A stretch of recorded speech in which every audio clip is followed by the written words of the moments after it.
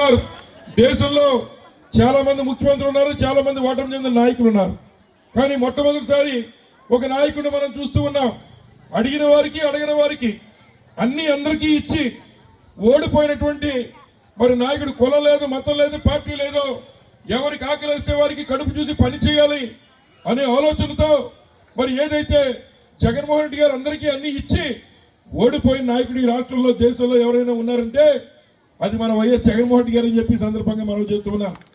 మీ అందరికీ ఈ మాట ఎందుకు చెప్తున్నారంటే మీకు బాగా అర్థమయ్యేలా చెప్పాలంటే మరి ఇంత కష్టపడి పనిచేసిన తర్వాత ఉన్నటువంటి రైతులకు కానీ, మహిళలకు కానీ, విద్యార్థులకు కానీ, అన్ని పార్టీల వారికి కానీ ఏది అవసరమో అది చేసి మరి ఎందుకు ఓడిపోయాడు, కారణం ఏమిటనేటువంటిది ఒకసారి ఆలోచన చేస్తే మరి మీకు మామూలుగా చెప్తే అర్థం అవుతుంది.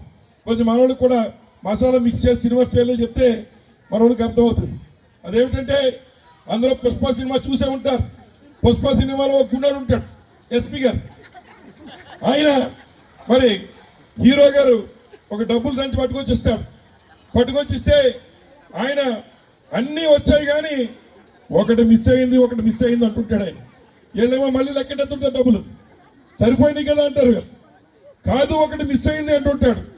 ఏం మిస్ అయింది అని చూస్తే ఆఖరికి చెప్తాడు వీళ్ళని గారు ఏమని, ఎస్ఐఆర్ సార్ అనే గౌరవం మిస్ అయిందని అనేటువంటి మాట చెప్తాడు.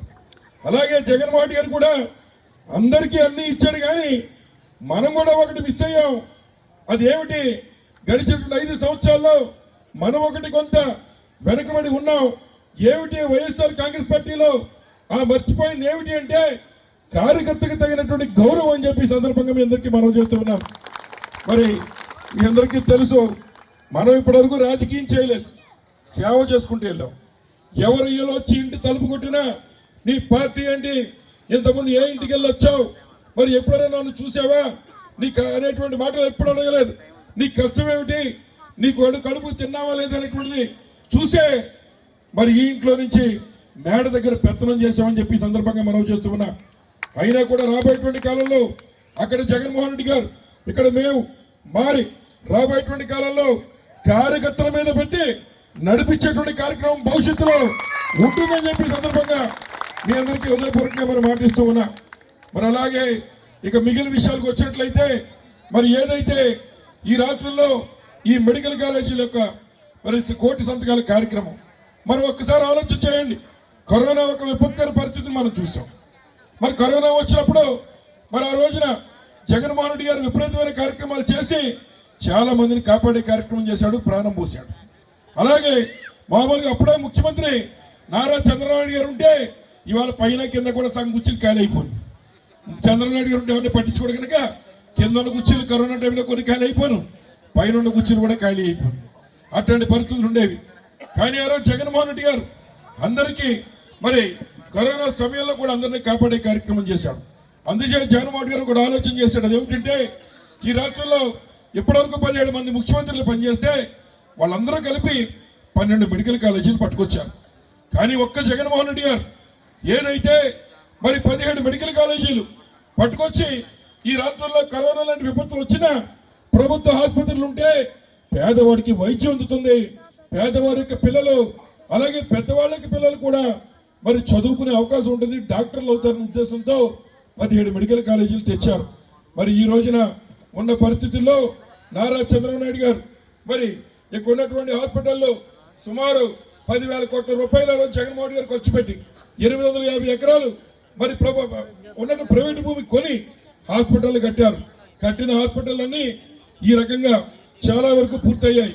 రాజమండ్రి కాలేజ్ అయితే మరి విజయలక్ష్మి అబ్బాయి జక్కమూడి రాజా ప్రత్యేకమైన శ్రద్ధ పెట్టి ఆ కాలేజీ పూర్తి చేస్తే 2వ సంవత్సరం విద్యార్థులు చదువుకుంటూ ఉన్నారు.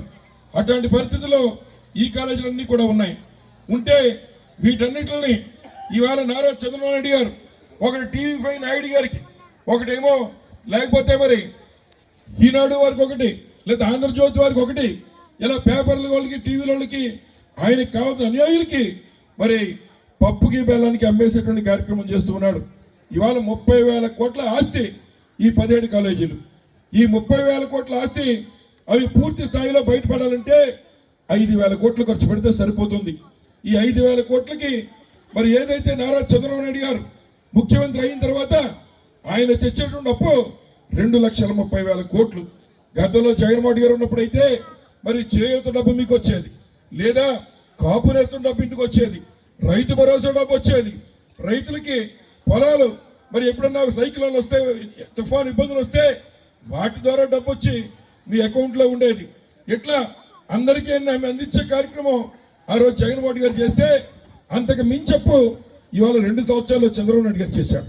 కానీ 2,30,000 కోట్లు అప్పు తెచ్చి 5,000 కోట్లు ఈ ప్రభుత్వం మెడికల్ కాలేజీలకి ఖర్చు పెట్టడానికి చంద్రబాబు నాయుడు గారికి మనసు రావట్లేదు. వాటన్నిటిని కూడా పప్పు బెల్లలు కమ్మేసే కార్యక్రమం చేస్తున్నాడు. కాబట్టి సోదరులారా, మరి ఏదైతే మన యొక్క బాధ్యత, రేపు మన పిల్లలు కూడా ఇబ్బంది పడకుండా మరి వారందరికీ వైద్యం అందుబాటులోకి తీసుకురావడం కోసం జగన్మోహన్ రెడ్డి గారు 1 కోటి సంతకాలు పెట్టించి వాటిని మరి ఏదైతే గవర్నర్ గారికి ఇచ్చి వాటిని ఆపే కార్యక్రమం చేయాలని ప్రయత్నం చేస్తున్నాడు. ముఖ్యంగా గోవా, ఛత్తీస్గఢ్ లాంటి రాష్ట్రాల్లో అక్కడ ఇదే రకంగా కాలేజీలు ప్రైవేట్ వాళ్ళకి అమ్మేస్తామంటే అక్కడ ప్రజలు తిరుగుబాటు చేస్తే అక్కడ మళ్ళీ దాన్ని ప్రభుత్వానికి ఉంచే కార్యక్రమం చేశారు.